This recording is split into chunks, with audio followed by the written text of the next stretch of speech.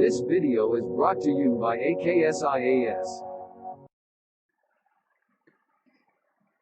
Good evening all of you. Welcome to AKSIAS. ఈరోజు మనము August 5కి సంబంధించిన ముఖ్యమైన కరెంట్ అఫైర్స్ని చూద్దాం.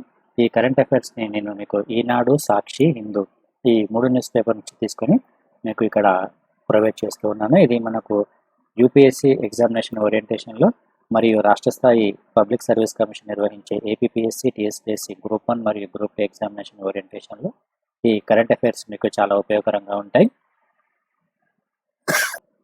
కరెంట్ అఫైర్స్ అనేది మనకు ప్రతి ఎగ్జామ్కి చాలా చాలా ఇంపార్టెంట్ అంశం. ఎందుకంటే మనకు ఎవ్రీ ఎగ్జామ్కి 30 నుంచి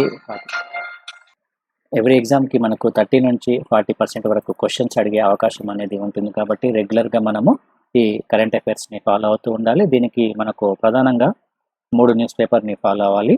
అది ఈనాడు, సాక్షి, హిందూ.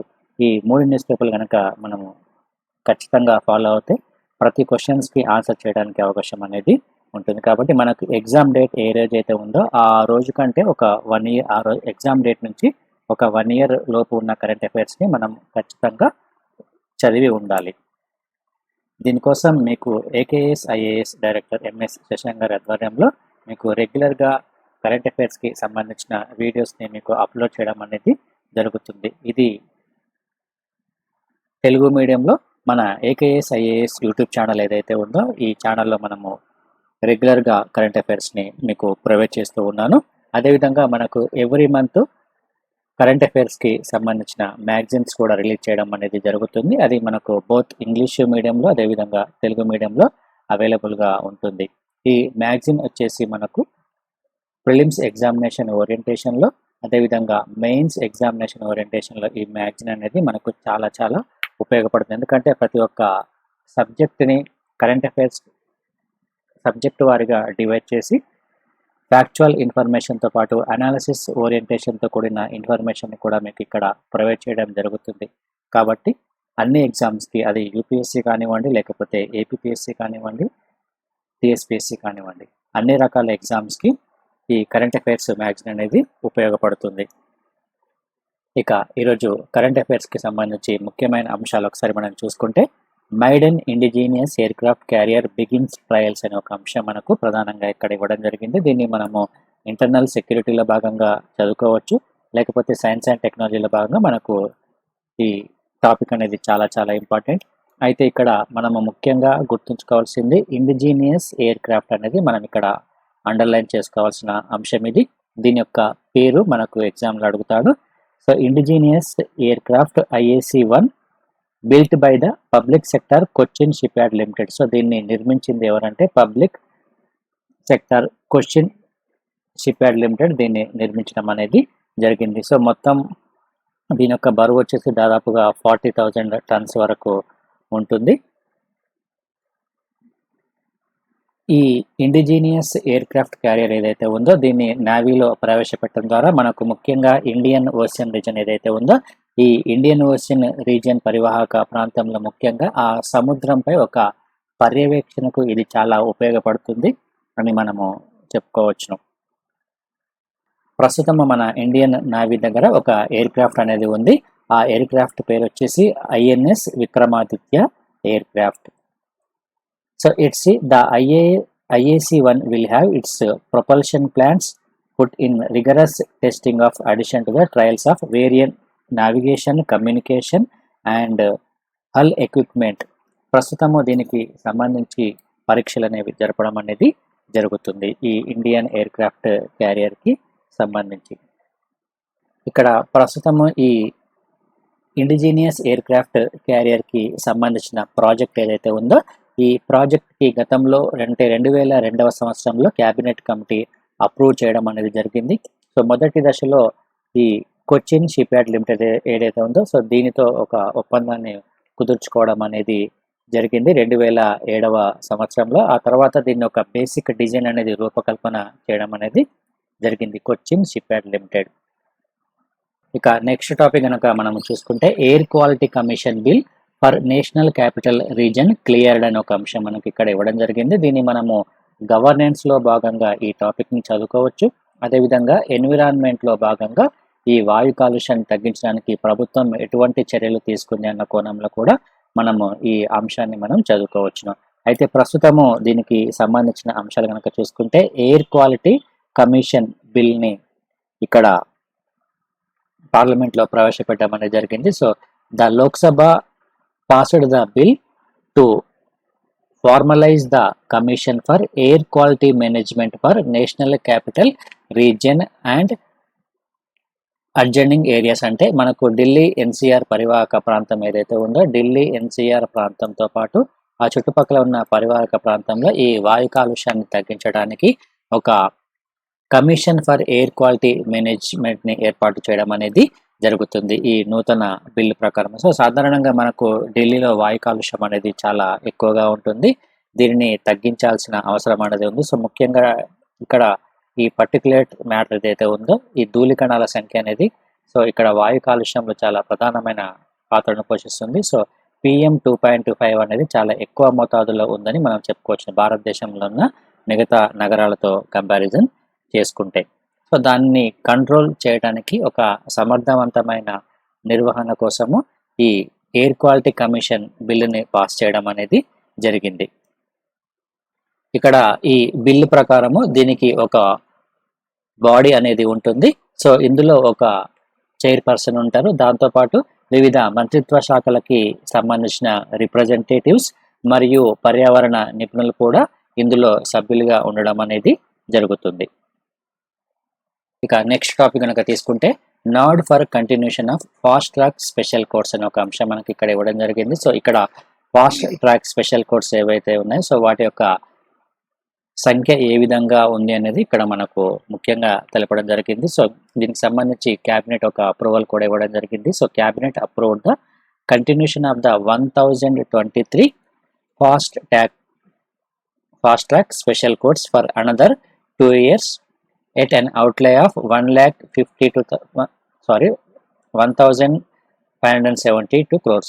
సో ప్రస్తుతము మన భారతదేశంలో ఈ ఫాస్ట్ ట్రాక్ కోర్టులు ఏవైతే ఉన్నాయో ఈ ఫాస్ట్ ట్రాక్ కోర్టులు మరొక 2 సంవత్సరాలు కూడా కంటిన్యూ అయ్యే అవకాశం అనేది ఉంది. సో దానికి సంబంధించి క్యాబినెట్ ఇక్కడ ఆమోదం తెలపడం అనేది మనం ఇక్కడ గమనించాల్సిన అంశం. సో ఈ ఫాస్ట్ ట్రాక్ యొక్క ఉపయోగం ఏమిటి అనేది మనం చూసుకుంటే ప్రస్తుతము దేశంలో ఉన్న సుప్రీంకోర్టుతో పాటు అనేక రాష్ట్రాల్లో ఉన్న కోర్టుల్లో ఈ కేసుల సంఖ్య అనేది చాలా ఎక్కువగా పెండింగ్లో పడడం అనేది జరిగింది. అదేవిధంగా ముఖ్యంగా ఈ చిల్డ్రన్కి సంబంధించిన కేసెస్ ఏవైతే ఉన్నాయో so rape and offences against the children under the POCSO act అంటే protection for the children from sexual offences act ఈ చట్టం కింద నమోదైన కేసులు ఏవైతే ఉన్నాయో సో వీటిని త్వరితగతిగా క్లోజ్ చేయడానికి ఈ ఫాస్ట్ ట్రాక్ స్పెషల్ కోర్ట్స్ని ఏర్పాటు చేయడం అనేది జరిగింది. సో ఇక్కడ మనకు ఈ చట్టం పేరు గుర్తుంచుకోండి, protection of the children from sexual offences act అనే ఈ చట్టాన్ని గుర్తుంచుకోండి.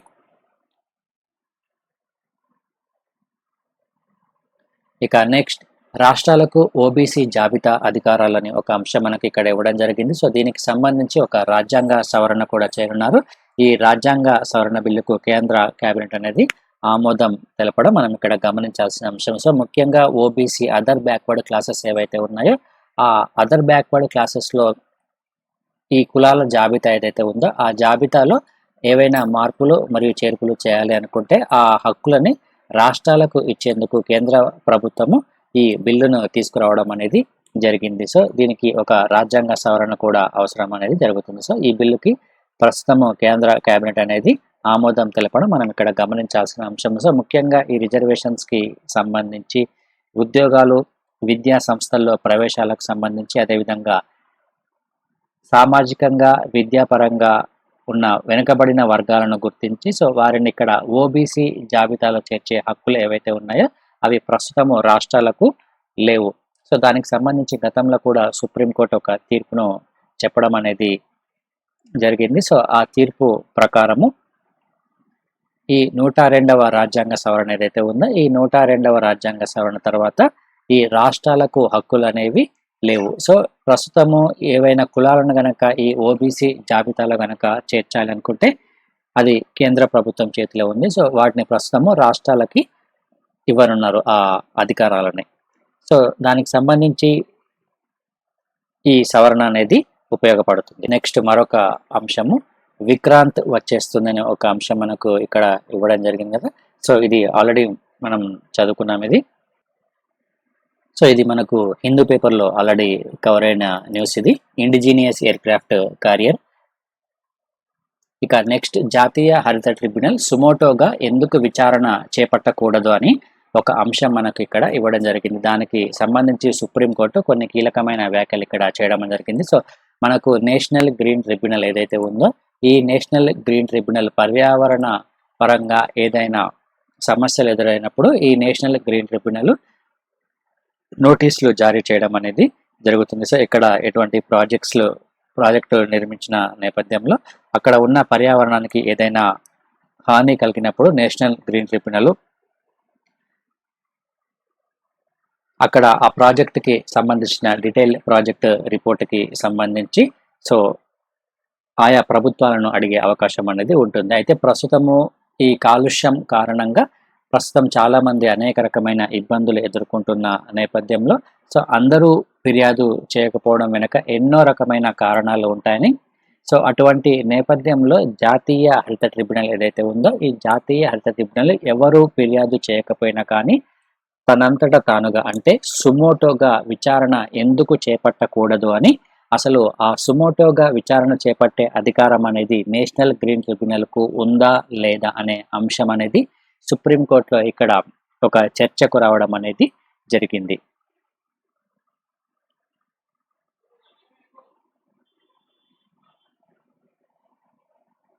అయితే ఇక్కడ ఈ నేషనల్ గ్రీన్ ట్రిబ్యునల్ అయితే ఉందో ఈ నేషనల్ గ్రీన్ ట్రిబ్యునల్కి సుమోటోగా విచారణ చేపట్టే అధికారం అనేది లేదు అని ఇక్కడ కోర్టుకు సంబంధించిన ఒక సహాయకుడు ఇక్కడ పేర్కొనడం మనం ఇక్కడ గమనించాల్సిన అంశం. సో సాధారణంగా సుప్రీంకోర్టుకు లేదా హైకోర్టుకు ఈ సుమోటో అధికారం అనేది ఉంటుంది. అంటే ఎవరైనా కానీ ఏదైనా సంఘటన జరిగినప్పుడు ఎవరు ఫిర్యాదు చేయని నేపథ్యంలో ఎక్కడైనా న్యూస్ పేపర్లో వచ్చినా కానీ లేకపోతే మీడియాలో వచ్చినా కానీ సుప్రీంకోర్టు లేదా హైకోర్టు దాన్ని సుమోటోగా స్వీకరించి విచారణ అనేది చేపట్టడం అనేది జరుగుతుంది. ఇక నెక్స్ట్ ప్రపంచంలోనే అత్యంత ఎత్తైన రహదారి అనే ఒక అంశం మనకు ఇక్కడ ఇవ్వడం జరిగింది. సో సరిహద్దు రహదారి సంస్థ BRO అని అంటారు. సో BRO ప్రస్తుతము ప్రపంచంలోనే అత్యంత ఎత్తైన రహదారిని నిర్మించడం జరిగింది. ఇది ఎక్కడ ఉంది అనేది మనకు ఎగ్జామినేషన్ ఓరియంటేషన్లో ఇంపార్టెంట్. ఇది తూర్పు లడాఖ్లో ఉన్న ఉమింగ్లా అనే పాస్ వద్ద ఉంది. దాదాపుగా 19,300 అడుగుల ఎత్తులో 52 కిలోమీటర్ల మేర ఈ నిర్మాణం అనేది చేపట్టడం అనేది జరిగింది. సో ఇక్కడ 19,300 అడుగుల ఎత్తులో దీన్ని నిర్మించడం అనేది జరిగింది. ఈ రహదారిని ఇది ప్రపంచంలోనే అత్యంత ఎత్తైన రహదారిగా మనం చెప్పుకోవచ్చు. అయితే ఇప్పటి వరకు ఉన్న రహదారి ఎక్కడ ఉందంటే బొలీవియాలో ఉన్న యుటురుంచు అగ్నిపర్వతంపై ఎత్తైన రహదారి ఉంది. ప్రస్తుతము ఎత్తైన రహదారి ఎక్కడ ఉందంటే బొలీవియాలో ఉందని గుర్తుంచుకోండి. అయితే ప్రస్తుతము ఈ లడాఖ్లో ఈ రహదారిని నిర్మించిన నేపథ్యంలో లడాఖ్లో ఉన్న రహదారి ప్రపంచంలోనే అత్యంత ఎత్తైన రహదారి.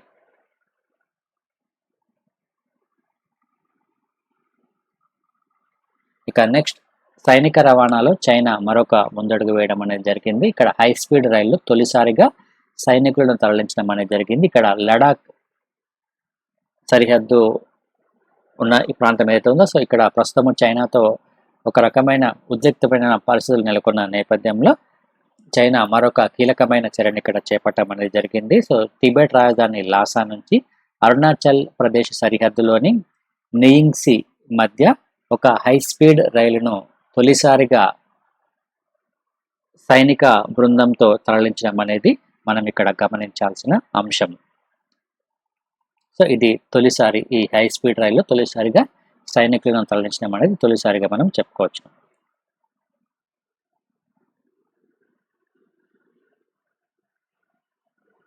నెక్స్ట్ ఆంధ్రప్రదేశ్ రాష్ట్రానికి సంబంధించి ఈ అడ్వర్టైజ్మెంట్ ఏదైతే ఉందో ఇది మనం ఎగ్జామినేషన్ ఓరియంటేషన్లో మనం చదువుకోవాలి.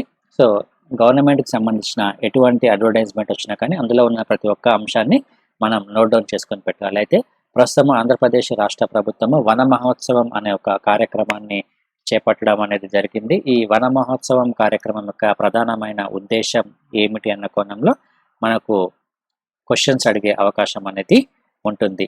సో వన మహోత్సవం 2021 ఈ కార్యక్రమానికి సంబంధించి దాదాపుగా 17,000 కిలోమీటర్ల వరకు పంచాయతీ రోడ్లకు ఇరువైపులా మొక్కలు నాటే ఒక కార్యక్రమంగా మనము చెప్పుకోవచ్చును. అయితే ఇది మన ఫ్యాక్చువల్ ఇన్ఫర్మేషన్లో భాగంగా అడిగే అవకాశం అనేది ఉంటుంది.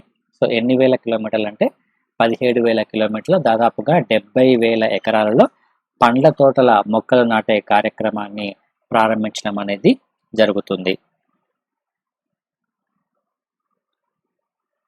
సో ప్రస్తుతం ఈ కార్యక్రమాన్ని అటవీ శాఖ నిర్వహించడం అనేది మనం ఇక్కడ గుర్తుంచుకోవాల్సిన అంశము. సో మనకు జాతీయ అటవీ విధానం ఏదైతే ఉందో ఈ జాతీయ అటవీ విధానానికి అనుగుణంగానే ప్రతి రాష్ట్రంలో 33% ఫారెస్ట్ పర్సెంటేజ్ అనేది ఉండాలి. సో ఈ 33% ఫారెస్ట్ పర్సెంటేజ్ని పెంచాల్సిన నేపథ్యంలో ఆంధ్రప్రదేశ్ రాష్ట్ర ప్రభుత్వము ఈ కార్యక్రమాన్ని ప్రారంభించడం అనేది జరిగింది. సో దీనిని గుంటూరు జిల్లాలో ఉన్న మంగళగిరి ఎయిమ్స్ ఆవరణలో ఆంధ్రప్రదేశ్ రాష్ట్ర ముఖ్యమంత్రి ఈ కార్యక్రమాన్ని ప్రారంభించనున్నారు.